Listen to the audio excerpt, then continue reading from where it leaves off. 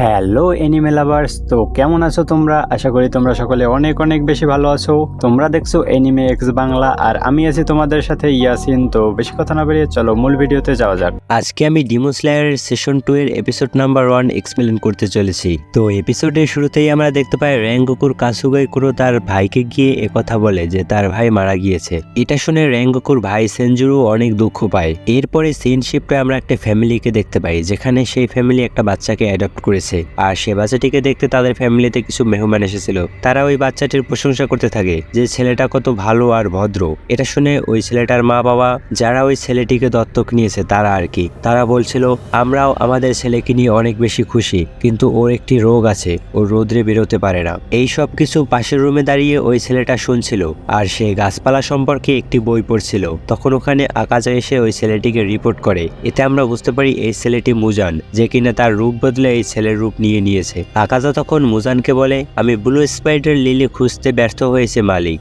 কিন্তু আমি এর মাঝখানে একজন হাসিরাকে মেরে ফেলেছি। কিন্তু একথা শুনে মুজান খুশি হয় না। ফুল খুঁজে আনতে না পারার ব্যর্থতায় আকাজাকেই দোষতে থাকে আর তার একটি আঙ্গুল দিয়েই আকাজার বডির ভিতরে চাপ সৃষ্টি করতে থাকে, যাতে আকাজার একদম মরার মতো অবস্থা হয়ে গিয়েছে। তখন মুজান আকাজাকে বলে, একজন ডিমনের একজন মানুষকে মারা এটা কোনো বড় কথা নয়, ওখানে আরো 3 জন ডিমো স্লেয়ার ছিল যারা কিনা বেঁচে গিয়েছে, তো তুমি খুশি হচ্ছ কি ভেবে? এই বলে আকাজাকে মুজান ওখান থেকে পাঠিয়ে দেয়। আকাজা তখন এই অপমানকে ঝাড়ার জন্য জঙ্গলে চলে আসে। সেখানে তানজিরো তরোয়ালটিকে সে গাছের সাথে আটকে রেখেছিল। তানজিরো তরোয়ালটিকে তখন টুকরো টুকরো করে ভেঙে ফেলে আর বলে, আমি তোমাকে মনে করে নিয়েছি, এর পরের বার আমি যখন তোমাকে দেখব তখন অনেক ভয়ঙ্কর ভাবে তোমাকে আমি মারবো। এরপরে সিন শিফটে আমরা বাটারফ্লাই ম্যানশনে দেখতে পাই, যেখানে ওই খাবার বানাচ্ছিল। তখন হঠাৎ একটি হাত টেবিলের নিচ থেকে উঠে ওখানে থাকা সকল খাবার চুরি করে নিয়ে যায় আর আমরা জানতে পারি ওটা জেনিক্সু থাকে, যে কিনা তানজিরো আর বাকি সবার জন্য এই খাবার নিয়ে যাচ্ছিল। জেনিক্সু তখন যেতে যেতে রেঙ্গোকুর কথা মনে করতে থাকে।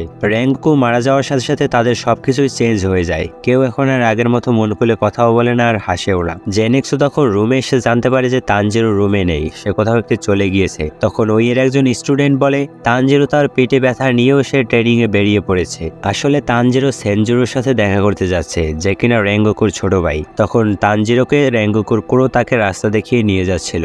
এভাবেই কিছু দূর চলার পরে তানজিরো রেঙ্গোকুর ঘরে পৌঁছে যায়। সেখানে সেনজুরো বাইরে বসে তার বাড়ি পরিষ্কার করছিল। সেনজুরোর চুল দেখেই বুঝে যায় যে এটাই রেঙ্গোকুর ভাই। আর তানজিরো তখন বলে, আমি রেঙ্গোকুর মেসেজ নিয়ে এখানে এসেছি। তখন রেঙ্গোকুর বাবা ঘর থেকে বেরিয়ে আসে আর বলে, আমরা রেঙ্গোকুর কোনো মেসেজ শুনতে চাই না, ওর যেহেতু সাহসী ছিল না ও কেন ডিমো স্লেয়ারে গিয়েছে, এটা তো হওয়ারই ছিল। এই বলে রেঙ্গোকুকে নানান রকমের অপমানজনক কথা বলতে থাকে। রেঙ্গোকুর বাবা তখন সেনজুরোকে বলে, তুমিও তোমার ক্যারিয়ারের দিকে ফোকাস করো, তোমার ভাইয়ের শোক কাটানো বন্ধ করে দাও। তানজিরো তখন তাদের মাঝখানে বলে, আপনার ছেলের সম্পর্কে এসব কথা বলা উচিত নয়। এটা শুনে রেঙ্গোকুর বাবা বলে, তুমি কে? তানজিরো তখন বলে, আমি ডিমো স্লেয়ার কপস থেকে। রেঙ্গোকুর বাবা তখন তানজিরোর কানে থাকা হেনাফুদার ইয়াররিং এর দিকে খেয়াল করে আর তানজিরোকে বলে, তুমি তো ফায়ার ব্রিডিং ইউজার তাই না? রেঙ্গোকুর বাবা অনেক বেশি রেগেছিল।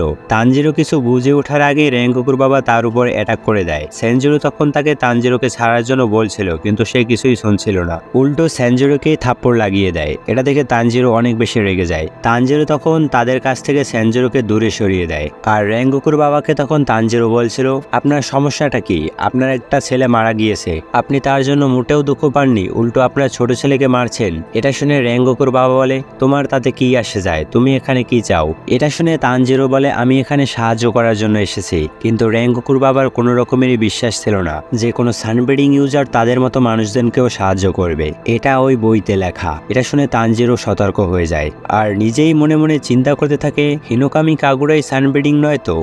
রেঙ্গোকুর বাবা তখন বলে, সানব্রিডিংই সর্বপ্রথম ব্রিডিং আর এটা সব থেকে শক্তিশালী। এমনকি এই পৃথিবীতে যত রকমের ব্রিডিং টেকনিক আছে সবগুলো এই সানব্রিডিং থেকেই এসেছে। তানজিরো তখন মনে মনে চিন্তা করছিল, এটা কিভাবে হতে পারে?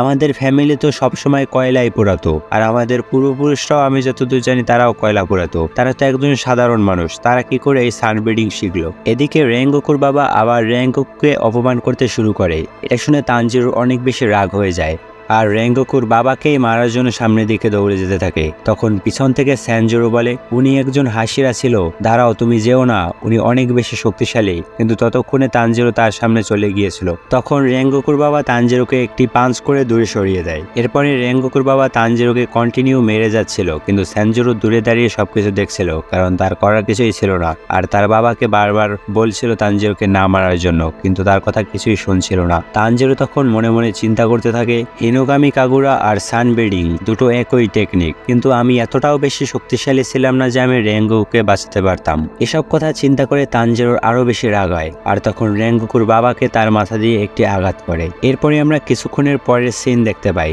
যেখানে রেঙ্গোকুর ঘরে তানজিরো বসেছিল, আর তানজিরো স্যানজিরোকে বলছিল আমার ব্যবহারের জন্য আমাকে ক্ষমা করে দিও। তখন তানজিরো রেঙ্গোকুর সম্পর্কে সবকিছু বলতে থাকে, যে সে শেষ সময়ও কিভাবে লড়াই করে গেছে। এটা শুনে স্যানজিরো অনেক বেশি খুশি হয়ে যায় যে তার ভাই শেষ অবধি লড়ে গিয়েছিল। তানজিরো তখন স্যানজিরোর কাছে ক্ষমা চেতে থাকে যে আমি থাকা সত্ত্বেও আমি রেঙ্গোকুকে বাঁচাতে পারিনি, কিন্তু স্যানজিরো এখানে তানজিরোর কোনোই দোষ দেখছিল না। এরপরে স্যানজিরো তানজিরোর জন্য ওই বইটি নিয়ে আসে, যেটার কথা কিনা রেঙ্গোকু বলেছিল। এখানে ফায়ার ব্রিডিং সম্পর্কে সবকিছু লেখা ছিল। তারা দুজন বইটি খুলে দেখতে পায় বইয়ের ভিতরে অনেকগুলো পাতাই ছেঁড়া, যেটা কিনা হয়তো তার বাবা করেছে। আর স্যানজিরো তখন তানজিরোকে বলে আমাকে ক্ষমা করে দিও, কিন্তু আমি এই সত্য ঘটনা উঠিয়ে আনবো যে এই বইতে কি কি লেখা ছিল, এসব কিছু হয়তো আমার বাবা করেছে। তখন তানজিরো বলে আমিও ভালো করে ট্রেনিং করব। আমি হিনোকামি কাগুরার ডান্স তো করতে পারি, কিন্তু তাতে আমার বডির উপরে কোনো কন্ট্রোল থাকে না। স্যানজিরোকে বলতে থাকে ওই দিন আমার নিজেকে অনেক বেশি দুর্বল মনে হয়েছে, আমি যদি একটু সাহস করে রেঙ্গোকুকে বাঁচিয়ে নিতাম তাহলে আজকে বিষয়টা হয়তো অন্য কিছুই থাকতো। তানজিরো তখন রেঙ্গোকুর ভাইয়ের কাছে ওয়াদা করে যে আমি রেঙ্গোকুর মতোই শক্তিশালী ডিমন স্লেয়ার হয়ে ছাড়বো। স্যানজিরো তখন নিজের স্টোরি বলতে থাকে যে আমিও অনেক ট্রেনিং করেছিলাম যাতে আমার ভাইয়ের মতো আমি শক্তিশালী হতে পারি, কিন্তু অনেক ট্রেনিং করার পরেও আমার নিচের তরোয়ালে কোনো কালার আসেনি, কারণ কালার আসতে অনেক বেশি শক্তির প্রয়োজন হয়। আমি এখন এই ডিমন স্লেয়ার হওয়ার স্বপ্নটা ছেড়ে দেব। আমার ভাই যদি বেঁচে থাকতো তাহলে আমাকে ক্ষমা করে দিত। এরপরে তানজিরো এখান থেকে যাচ্ছিল, তখন স্যানজিরো তাকে রেঙ্গোকুর তরোয়ালের গার্ড দেয় আর বলে এটা তোমার কাজে লাগতে পারে। এরপরে তানজিরো ওখান থেকে চলে যায়। সন্ধ্যার দিকে স্যানজিরো তার বাবার কাছে গিয়ে তার শরীরের কথা জিজ্ঞেস করে, আর রেঙ্গোকুর বলা মেসেজ তার কাছে বলতে চাইছিল, কিন্তু তার বাবা ভেবেছিল তার বিষয়ে হয়তো খারাপ খারাপ কথাই বলেছে রেঙ্গোকু। স্যানজিরো তখন তার বাবাকে বলে ভাইয়া এটাই বলেছে যে তুমি তোমার শরীরের খেয়াল রেখো। এরপরে স্যানজিরো ওখান থেকে চলে যায়, আর তখন আমরা দেখতে পাই রেঙ্গোকুর বাবা তার কথা ভেবে খুব কান্না করতে থাকে। অন্যদিকে তানজিরো বাটারফ্লাই ম্যানশনের দিকে যাচ্ছিল, কিন্তু তানজিরো অনেক বেশি দুর্বল থাকায় তার মাথা ঘুরতে শুরু করে। ঠিক তখনই তার সামনে হাগানে জুগা চলে আসে, আর সে এসেই তানজিরোকে তরোয়াল দিয়ে হামলা করতে থাকে, কারণ তানজিরো তার আরেকটি তরোয়াল ভেঙে ফেলেছে। তানজিরো তখন হাগানে জুকার এই অবস্থা দেখে অনেক বেশি ভয় পেয়ে যায় আর ওখান থেকে পালাতে থাকে। এভাবে তানজিরো মাঝরাত অবধি এদিক ওদিকে পালাচ্ছিল। তখন এক ফাঁকে ওই পিছনের দরজা খোলে আর তানজিরো ওখান থেকে ঘরে ঢুকে যায়, যাতে তানজিরো বেঁচে যায় আর হাগানে জুকা অন্যদিকে চলে যায়। এরপরে সিন শিফটে আমরা পরের দিন দেখতে পাই যেখানে সবাই নাস্তা করছিল। ওই তখন তানজিরোকে বলে আমি হাগানে জুকাকে তার পছন্দের ডাম্পলিং দিয়ে দিয়েছি, যাতে তার রাগ অনেকটা কমে গিয়েছে। এরপরে তারা সবাই ট্রেনিং করতে শুরু করে দেয়, আর এভাবে ট্রেনিং করতে করতে তাদের 4 মাস কেটে যায়। আর তানজিরো, জেনেক্সু আর এনিসুকি এখন বাটারফ্লাই ম্যানশনেই থাকতো, আর তারা এখান থেকেই ছোটখাটো মিশনগুলো পূরণ করত, আর তারা সবাই এখন অনেক বেশি শক্তিশালী হয়ে গিয়েছিল। এরপরে তানজিরো আর নেজুকো মিলে নর্থ ইস্টের দিকে একটি মিশনে যায়, যেখানে তানজিরো আর নেজুকো পুরো টিমের মতো কাজ করতেছিল।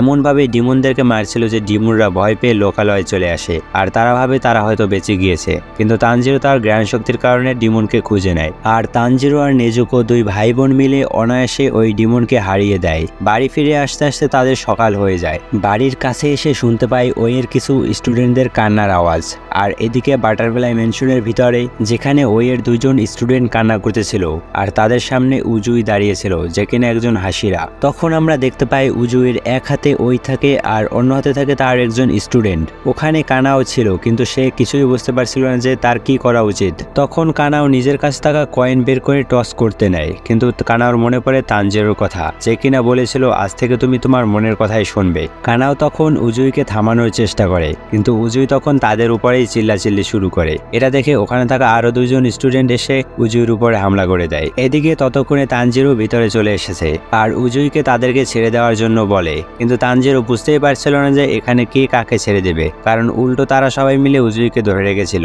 এরপরে তানজিরো উজুইকে তার নিজের মাথা দিয়ে দিয়ে আঘাত করতে চায়, কিন্তু উজুই ব্যাপারটা বুঝতে পেরে আগেই ওখান থেকে সরে যায় আর তানজিরো এতে মাটিতে পড়ে যায়। তখন তানজিরো দেখতে পায় উজুই অলরেডি দেয়ালের উপরে চড়ে আছে। উজুই তখন তানজিরোকে বলে, আমি একটি মিশনে যাচ্ছি, আমার সেখানে 2 জন ফিমেল ডিমোস্লেয়ারকে প্রয়োজন, আর যারা বেশি চালাক হলেও চলবে না, আমি সেই জন্য এদের 2 জনকে বেছে নিয়েছি। আর দ্বিতীয়ত, তুমি আমাকে বাধা দিতে পারো না, কারণ আমি তোমার থেকে সিনিয়র আর আমি একজন হাসিরা। কিন্তু তানজিরো উজুইকে আটকায় আর বলে, তোমার যদি নিয়ে যাওয়ারই হয় তোমরা এই 3 জনকে নিয়ে যাও। কিন্তু উজুই কাউকেই দেখছিল না। তখন উজুই ডানে বামে তাকিয়ে দেখতে পায় জেনিক্সু আর ইনুসুবিকে। তারা 3 জন এসে হিরোর মতো পোজ দিয়ে বলে, আমরা যেতে চাই তোমার সাথে মিশনে। উজুই তখন দ্বিতীয়বার না ভেবেই বলে, হ্যাঁ আমি তোমাদেরকে নিয়ে যাব, কিন্তু একটি শর্তে, তোমাদেরকে আমার বলা সব কথা মেনে চলতে হবে। এতে তারা সবাই রাজি হয়ে যায়। এরপরে তারা 3 জন মিশনের জন্য তৈরি হয়ে যায়। তখন জেনিক্সু উজুইকে জিজ্ঞেস করে, আমরা যাচ্ছি কোথায়? উজুই তখন বলে, আমরা যাচ্ছি জাপানের সব থেকে জনপ্রিয় জায়গা